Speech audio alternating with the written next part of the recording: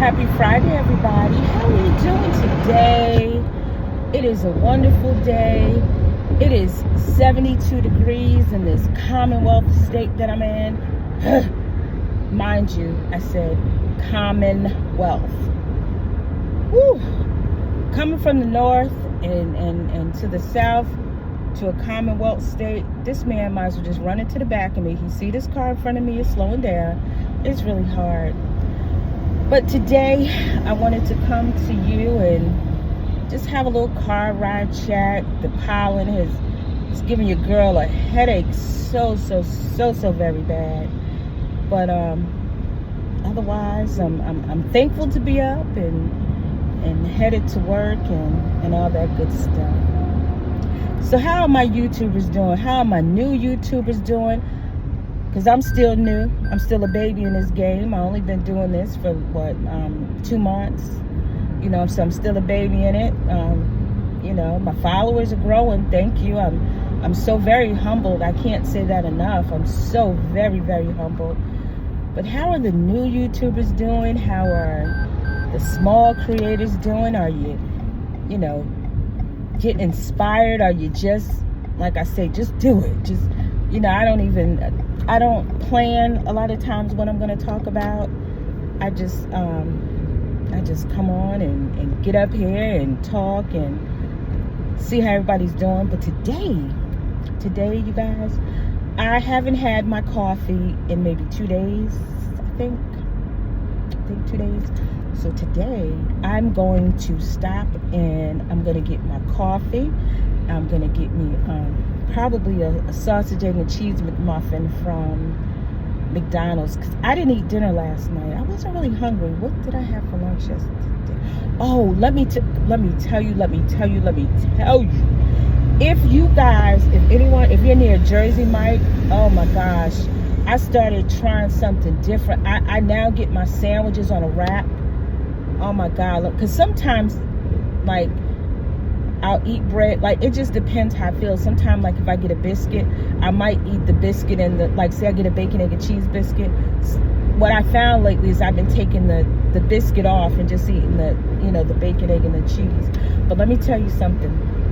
The other day, today is Friday, Wednesday, I had, was it Wednesday? Yes, Wednesday. I had gotten me a number 9 from Jersey Mike, a number 9 on a wrap, minus the bacon. And let me tell you something, it was so stinking good that your girl got greedy, and I got another one yesterday for lunch.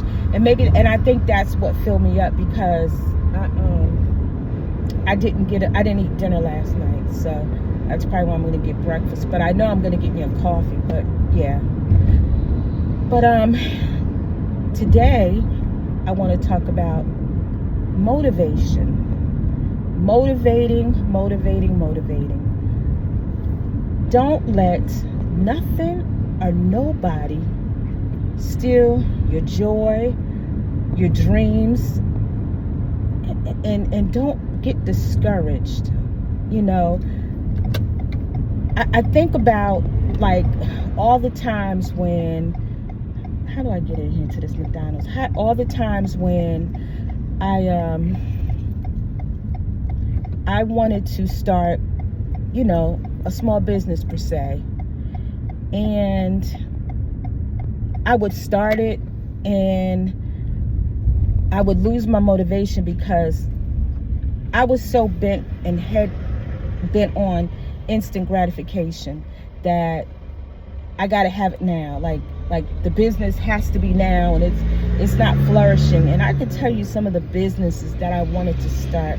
I wanted to start a staffing agency, and one time it actually worked. I mean, I had a client, but I didn't. I don't know. My mental map and my thinking wasn't there then, and I just didn't have the confidence in myself. Then I started something where I was doing, where daycares could advertise with me. I had a client, and I would refer clients to, refer people who needed childcare to them. Never stuck with it because I felt it didn't move fast enough. I started selling books because I wanted to open a bookstore. doing good. I was going to different events, you know. This was all when I was in New York, and that's why I miss New York, because, you know, there was just so much more to do. And probably not just New York, probably if I was in Raleigh or Charlotte, Atlanta, but I'm in a Commonwealth state, the home of Nat Turner and all of them. So, you know, you get what I'm saying. And again, I was doing good. I had book distributors. You know, I just had the things that I needed. But again, because my impatient self would not let me continue to do what I wanted to do, to fulfill the dream that I wanted to fulfill. Then I had a home secretary business, had a client. You know, and I would spend so much on, you know, getting the business cards and getting the material and doing all the marketing stuff. Well, I didn't realize or tell myself that anything worth having is worth working for. Rome wasn't built in a day, you know, so I should have, you know, and I can't live with the shoulda, coulda, woulda now, but I wish that I would have had the mindset that I have now to be patient and stop letting outside noises intimidate me. I'm not going to say scare me, but bring me out of my desires. Because as I've mentioned, I eventually one day want to do the van life. And I do. It's not because I can't afford to live. Guess what I got? Ding, ding, ding, ding, ding. I had to stop and get it. I hadn't had it in 2 days. Had to have my coffee. Yes, yes, yes. So anyway, back to what I was saying. Let's see what other job then I wanted to start a nonprofit. Being I was a single mom, I was 19 when I had my first child, and for me, I say I have a success story because I was on social service for 6 months, and during that 6 months, I went through a program social service had, learning clerical skills, and I ended up after 6 months. I can't remember how long I was in that training, but all together with being, you know, carrying my son and going through this training, I was on social service for 6 months. But nonetheless, I ended up getting a good job, and from there I just worked and, you know, and then I got married at a young age, 21. I had my daughter, you know, divorced, but went to college, got my associates, and then got my bachelor's, and then I just kept going, and I got 2 masters. And so I've always been working, but I've always had that bug that I wanted to start my own business. But like I said, outside noises, you know, helped talk me up my blessing, because, you know, I can't blame the outside voices, because I let the outside voices give me doubt. And so, you know, nonetheless, that was, you know, that was that.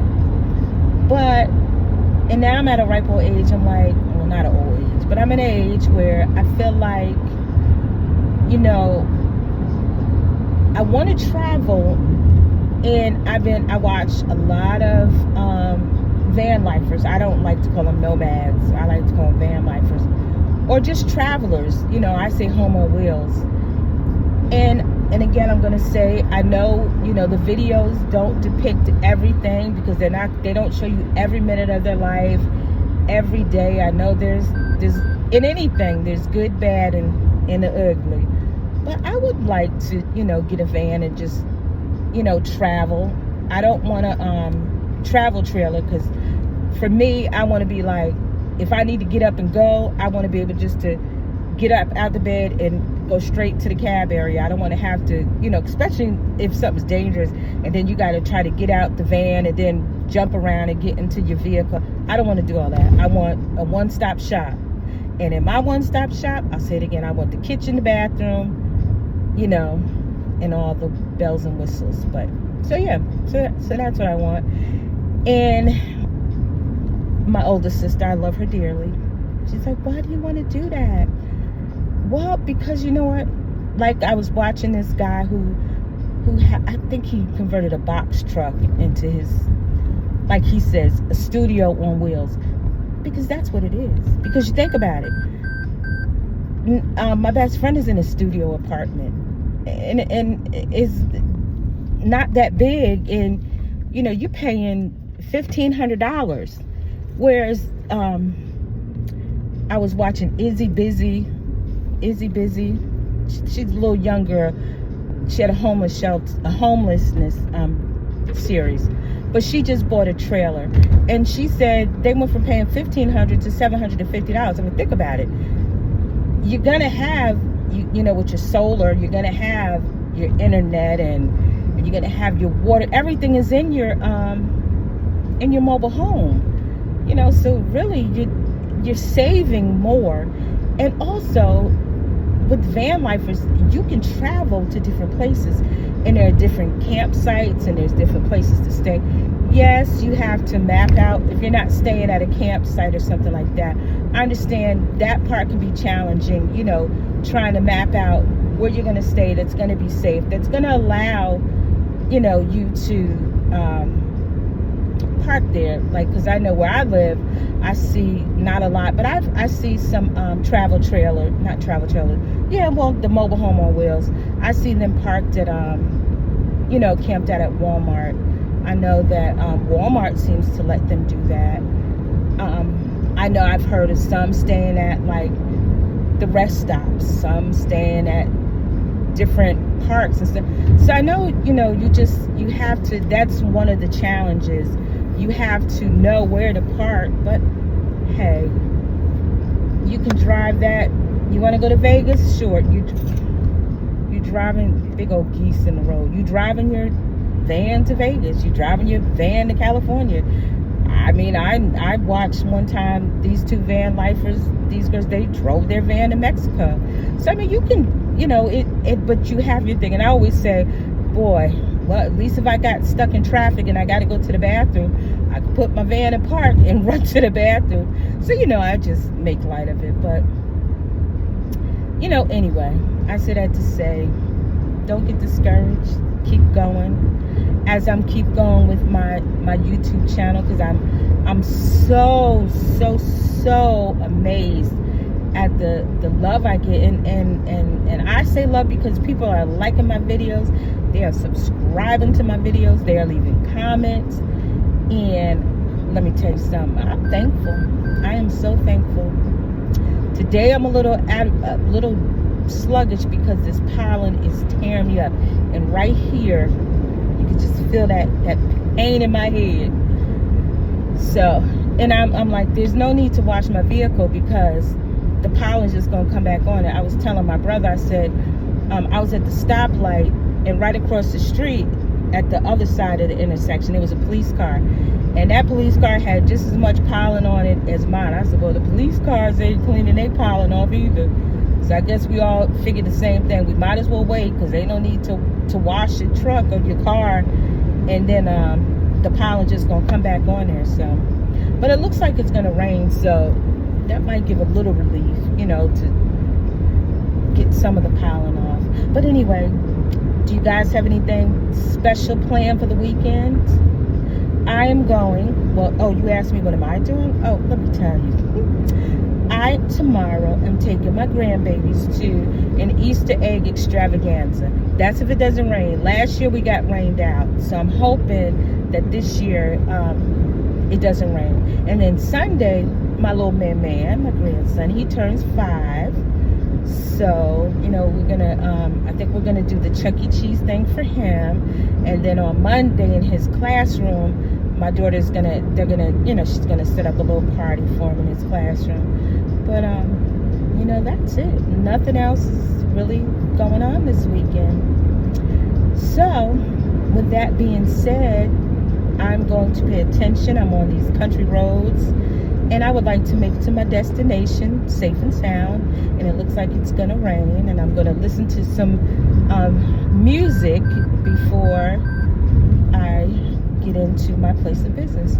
So with that being said, again, I'd like to thank you for subscribing. I want to welcome the new subscribers, and I'd like to welcome the subscribers who haven't subscribed yet, but who will subscribe. They just don't know it yet.